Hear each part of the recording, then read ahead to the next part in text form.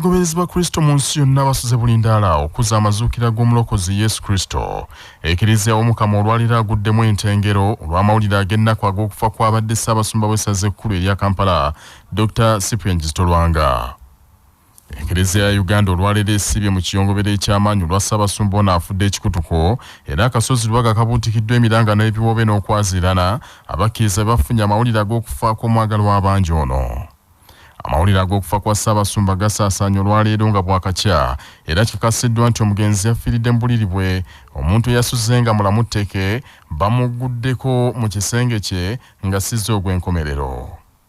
Ekiriziya ya Uganda erangiridde nti enteekateeka entongole ez'okwerekera omugenzi ono kaakano zikwasiddwa ekitebe ekikulu eky'ekiriziya w'Omukama e Vaticaani. Ekyo Vaticaani kyeneesalawo kye kijja okugobererwa. Bino birangiddwa omumyuka wa Chancellor atwala essaza ekkulu erya Kampala, the Reverend Father Dr. Richard Mwebe, mu kitambiro kya mmisa ey'enjawulo eyimbiddwa mu Lutikko e Lubaga akawungeezi kano. Era nga lumanyi nti kitaffe Ssaabasumba ekifo ky'abadde azannya kikulu nnyo mu Eklezia Katolika eky'obwa Ssaabasumba. Ebigenda amaaso byonna biba birina kusooka kukakasibwa kitaffe omutukuvu Paapa. Awo tujja kusaba abamawulire mubiri bakkakkamu. Ekyokubiri tusaba abo bayisaayisa ebintu ebitali bituufu, emitimbagano egy'enjawulo, bannange ebyo tubireke, mu mutima omulungi tubireke, tulinde obubaka bwonna nga kitaffe omutukuvu bw'aba atukkiriza okufulumya. Reverend Father Dr. Richard Mwebe akungubagidde omugenzi Cyprian Lwanga, agambye nti alwanya olutalo lwe era anajjukirwa nnyo olw'obutemotya ng'ayogera ku binyigiriza abantu. Okuyitabo kw'Omukama kugenda kutusumula mu buddu bw'ekibi, mu buddu obw'enkwe, mu buddu obw'okweyagaliza ffekka na ffekka, okutusumula mu buddu obw'obwavu obutusenseddemu ennyo, okutusumulula mu busibe obw'okulembeza ennyo obuyinza, ne twerabira n'okuweereza bannaffe ng'abantu bannaffe ababaka ba Paalamenti betuwulira nga bali mu kulwanira ntebe ya buyinza obwa sipiika. Tulina abantu bafa, bannayuganda bafa, n'abantu bawambibwa, n'amalwaliro eddagala byebyo byennyini kitaffe byabadde alwanirira Ssaabasumba. Tukuba omulanga eri abakulembeze nga balabira ku Kristo omuzuukivu, balwanira nnyo okuwaayo nabo obulamu bwabwe nga babeera abapakasi b'Abannayuganda. Kitaffe Ssaabasumba bw'ati akutalize ebintu ng'ekiwamba bantu, ekisenyiga ekikambwe, obwavu obutusensedde ennyo n'embeera zonna ezitusoomooza. Obwakabaka bwa Buganda bukungubagidde omugenzi abadde Ssaabasumba w'essaza ekkulu erya Kampala, Dr. Cyprian Kizito Lwanga afudde olwaleero. Kamalabyonna Buganda Charles Peter Mayiga agambye nti okufa kwa Dr. Cyprian Kizito Lwanga ddibudde n'ennyo eri Obuganda, ekika kye eky'Emmamba ne Uganda yonna okutwalira wamu. Katikkiro agambye nti Dr. Lwanga abadde musajja mukozi ayagala ennyo obwakabaka bwe n'ekika kye eky'Emmamba, era abadde ayanira nnyo enfuga eya Federo n'enkulaakulana okutwalira wamu. Ssaabasumba Lwanga abadde musajja wa Kabaka nga yeenyumiriza nnyo mu kika ky'Emmamba. Kiwa nnyo essuubi abakulembeze b'eddiini bwe balaga nti bategeera ensonga z'obuwangwa n'ennono. Era nkakasa nti Ntagagabunga ali mu kiyongobero ne bazzukulu be, kubanga abadde abeera nabo nnyo. Era ensonga zaffe ez'obwakabaka abadde tazeekweka. Ssaabasumba Lwanga ebbanga lyonna ly'abadde mu ssaza ekkulu e Kampala abadde ayogera ku nsonga y'okugabana obuyinza eya Federo, obwenkanya. Eyo nsonga ya bwenkanya, kubanga okugamba nti abantu balamule ensonga zaabwe ez'omunda ate babeeko n'ezibagatta ng'ab'ensi emu, n'okugamba nti abantu ebyo ebiva mu kitundu kyabwe bagabaneko obwenkanya, n'okugamba abantu nti beeramulire ensonga zaabwe ez'obuwangwa n'ennono mu kitundu kyabwe nga be bazeemalira, ebyo byonna bya bwenkanya azibaddeko nnyo. Era kibadde kizibu okumala emyezi egiwera 2-3 nga tazoogeddeeko. Alina n'enteekateeka zino ze tubaddeko nga zino eza Bukadeef. Abadde alina enteekateeka nnyingi ng'ayagala tutambule nabo nga Kereziya ne Bukadeef bawona obwavu. Era kaakati akabonero ke kaalimu omubala nga gugamba nti weegayirire nga bw'okola kale ogwo gwe mwoyo kitala nnyo ebyenkulaakulana. Abadde muntu agendera ennyo ku byafaayo, abadde muntu eyenyumiririza ennyo mu kuba Omuganda, kuba musajja wa Kabaka, abadde muntu afaayo ennyo ku byenkulaakulana, era amagezi g'abadde nzampa. Kale tusaaliddwa nnyo, naye Katonda yawa era Katonda yajjawo, erinnya lye litenderezebwe. Katikkiro era yogedde ku mugenzi nti yakola kinene nnyo okuteekateeka ensisinkano wakati wa Ssaabasajja Kabaka n'omutukuvu Papa Francis bwe yakyalako wano mu 2015, era abadde yenyumiriza nnyo mu Ssekabaka Muteesa olubereberye eyayita abaminsane okujja kuno basomesa abantu b'eddiini, nga kino nno kyeyoleka bwe yateekawo ekkaddiyizo n'alibbulamu Ssekabaka Muteesa eyasooka. Mukuumaddamula Charles Peter Mayiga era agambye nti omugenzi wakujjukirwa nnyo mu kukyusa Namugongo n'amutuusa ku mutendera gw'ensi yonna, ssaako Ekereziya y'e Munyonyo.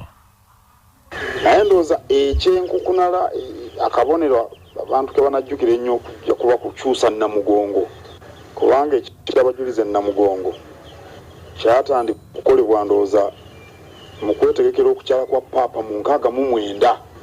Ekigo ky'abajulizi bwe boogera Namugongo ke kabonero abantu ke batera okulaba ke baleeta ku kiyanja wali wansi awatera okubeera misa, era ne Paapa Paulo omukaaga we yasomera emisa, ne Paapa John Paul owookubiri kaakati yoyo mutuukirivu, Paapa Francis naye we yasomera emisa. Paapa Francis nga anajja, Namugongo yakyusibwa n'akolebwa n'ayotebwa ali ku mutendera gwa nsi yonna. Ekyo kijja kujjukirwa wa Namugongo yasukka, kyenva mulaba nti ne bapapa basatu bakajja wano lwa Namugongo. Kyali kya buzira kubanga mulimu gwali munene nnyo, kiba kyakuyiga nti bw'omalirira osobola okukola ebintu ebirala bingi, osobola okukola ebintu eby'amaanyi bingi. Toza Ssaabasumba abadde mumalirivu era tujja kumusaalirwa nnyo. Ekkanisa ya Uganda ekungubagidde abadde Ssaabasumba w'essaza ekkulu erya Kampala Dr. Cyprian Kizito Lwanga afudde leero. Emwogeddeko ng'omuntu abadde alwanirira omuntu wa bulijjo wa wansi era anywerera ku kigambo kye. Mubaka bwe obw'okubagiza Ekereziya Katolika, Ssaabalabizi w'ekkanisa ya Uganda Kitaffe mu Katonda Dr. Samuel Stephen Kazimba Mugalumbowa agambye nti ng'ekkanisa baguddemu ekyekanga eky'amaanyi olw'okuviibwako omuntu omwagalo w'abangi era yagaliza enkulaakulana mu nzikiriza zonna. Ssaabalabizi Kazimba Mugalu agambye nti omugenzi abadde ayagala nnyo okulwanirira omuntu wa bulijjo naddala ku nsonga ezinyigiriza abantu, era bwakujjukirwa nnyo olw'obuvumu bw'abadde ayolesa mu byonna by'akola. Tubale tumanyi bulungi eddoboozi lye okulwanirira abanaku, abantu abasobeddwa, ate era n'okulaba nga wabaawo obumu n'okutambulira wamu, ebintu ebyo tunaamusaalirwa. Naye tumanyi nti nno asembedde kumpi okubeera ne Mukama waffe Yesu Kristo. Alwanye okulwana okulungi, okukkiriza kukuumye, olugendo alutuusizza. Era nga Pawulo yagamba asigazza engule ey'obulamu. Olugendo luno olw'ekkubo lw'omusaalaba lwe yatambudde olunaku lwajjo libeere olugendo olunaamutuusa mu kuzuukira. Eggulo twasibye ffenna kkubo ery'omusaalaba, teri n'omu yategedde nti ekiseera ekyo Mukama abadde ateekateeka okumuyita. Tusaba Katonda abawanirire mwenna, awanirire bannayuganda, ku lw'ekkanisa ya Church of Uganda. Nsaba ukkirize okusaasira kwaffe ffenna. Tusaasidde nnyo abakristu bonna, tusaasidde nnyo Obuganda, tusaasidde nnyo abakulembeze mu ggwanga lyaffe waggulu, tusaasidde nnyo bannakyaggwe bannange kubanga ye era nange ffenna tuzaalibwa Kyaggwe. Omulabirizi w'ennamirembe Kitaffe mu Katonda Wilberforce Kyoluwalira asaasidde abakristo olw'okufiibwako omusajja abadde empagirwaga, kyokka ne yeebaza nnyo omutonzi olw'obulamu bwe bwamuwadde ne byamusobosezza okukola ku nsi.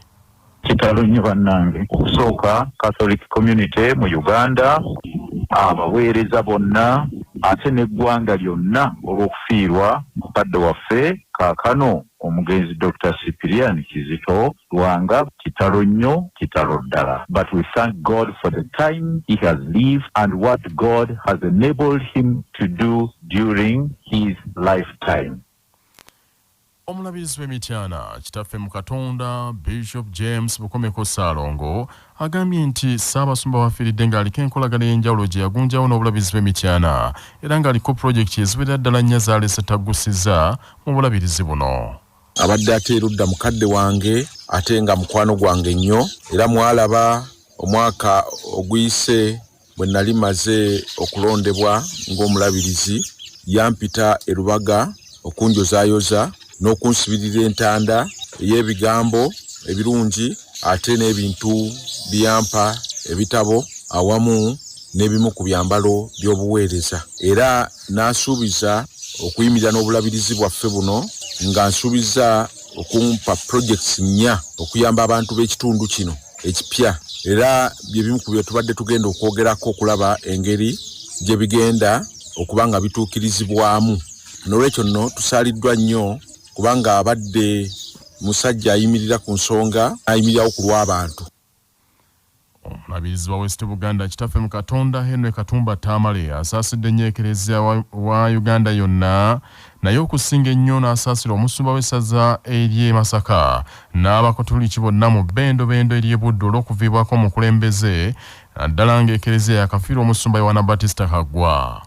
Bishop Severus Jumba awamu n'ekereziya yonna omuli abasaseredooti bannaddiini n'abakristu naye ne bannagweta Masaka mwenna ku lw'obulabizi wa West Buganda Diocese tuwulidde amawulire ag'okufa kwa mukulu waffe gatukoze bubi kitalo nnyo tubasaasidde ate naffe tuwesaasidde. Twakayita mu kigambo kino ebbanga siddene nga mukadde waffe Bishop John Baptist Kaggwa atuvuddeko. Kale tukoseddwa ate mu nkovu naye ebiseera tuli mu byakufa n'okuzuukirawo kw'omulokozi waffe Yesu Kristo. Katukakase mu mmeeme zaffe nti omuweereza ono nga bwe yeetisse omusaalaba ku lunaku olwo olw'amafa ga Kristo era anaazuukirira wamu naye.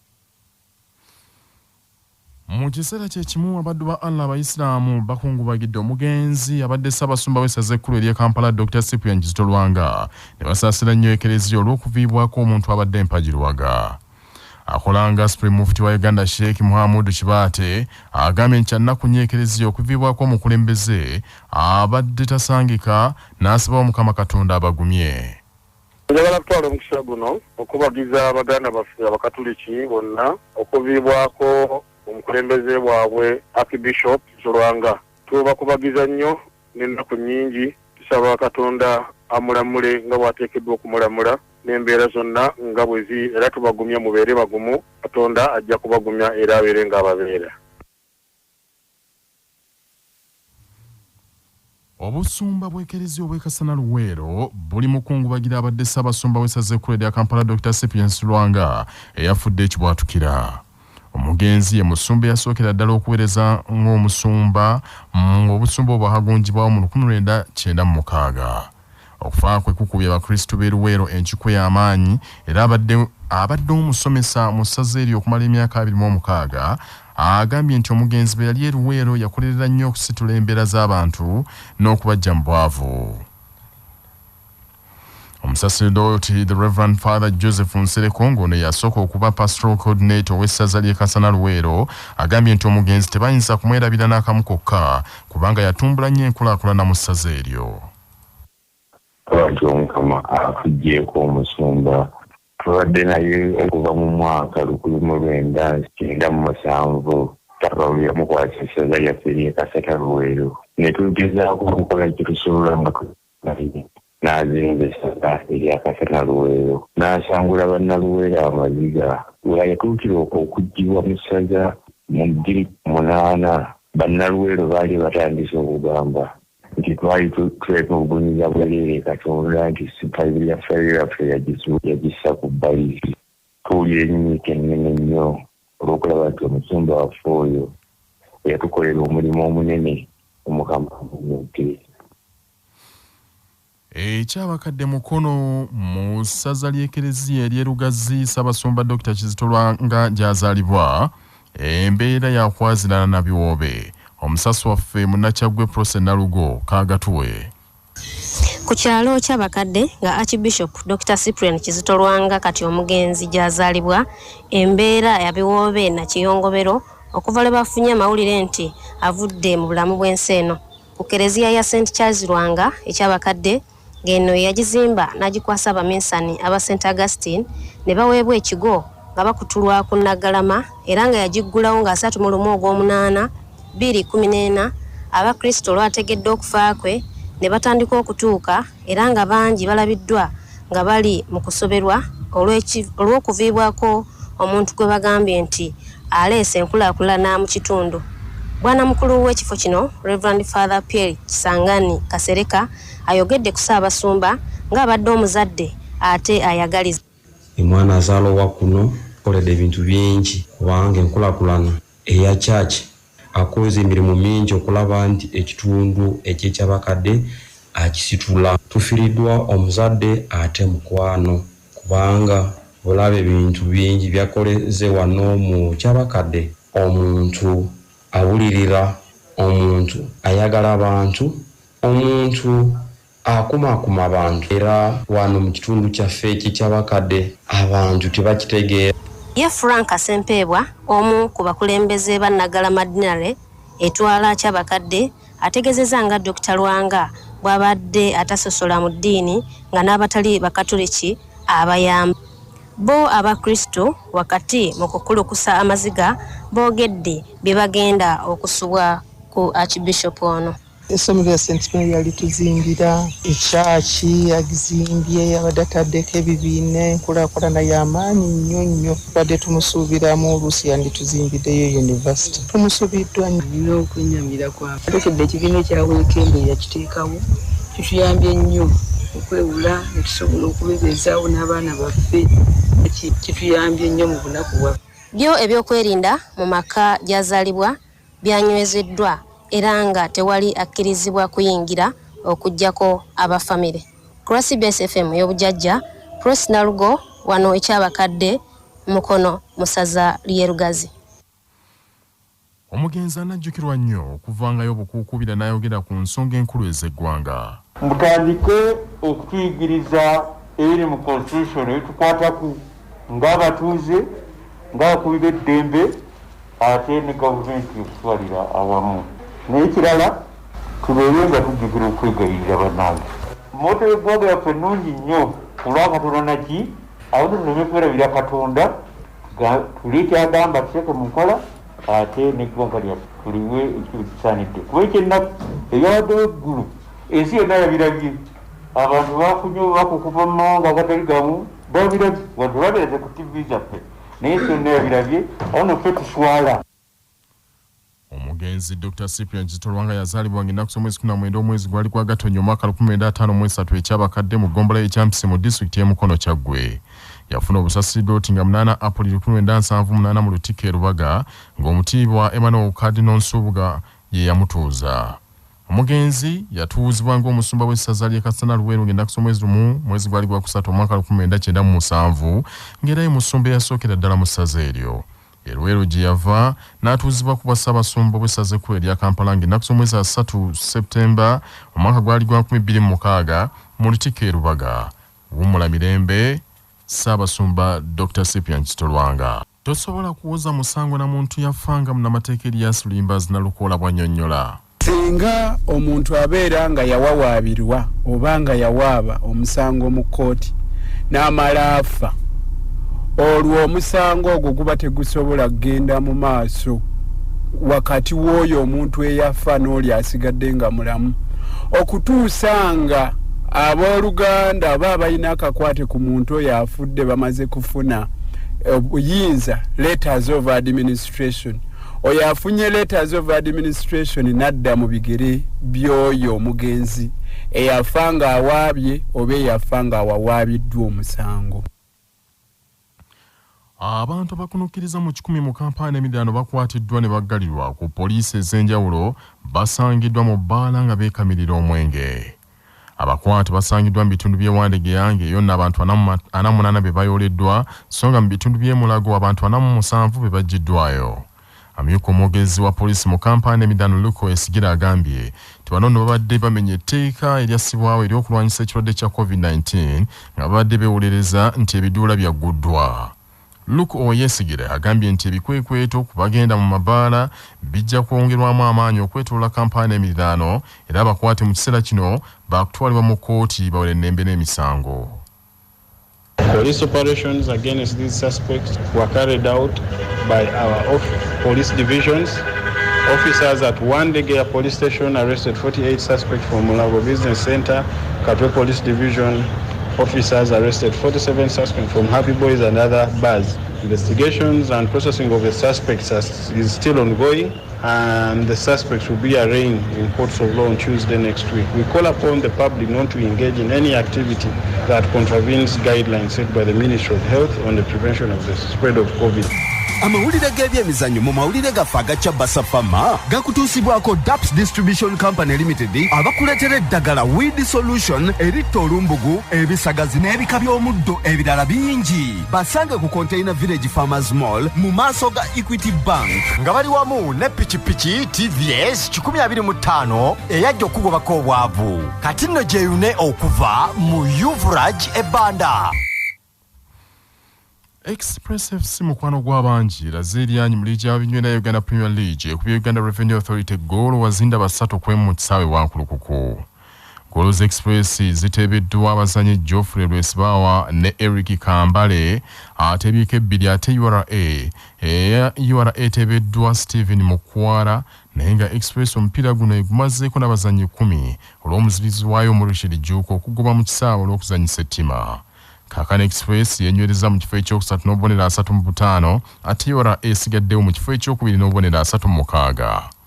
Omupiira omulala oguzanyiddwa poliisi erumbye ekyetumo omwayo mu kisaawe kya Fufa Technical Center enjeru egigundiddeyo goolo 3 ku bwereere.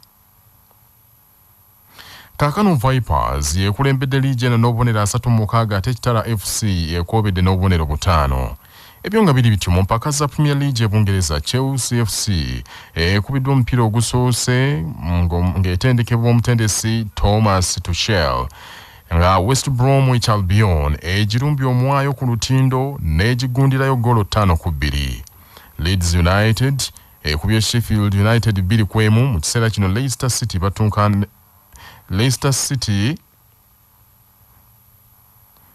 Leicester City bebachatunka te ku ssaawa 4 Arsenal egenda kuzuzumba ne Liverpool.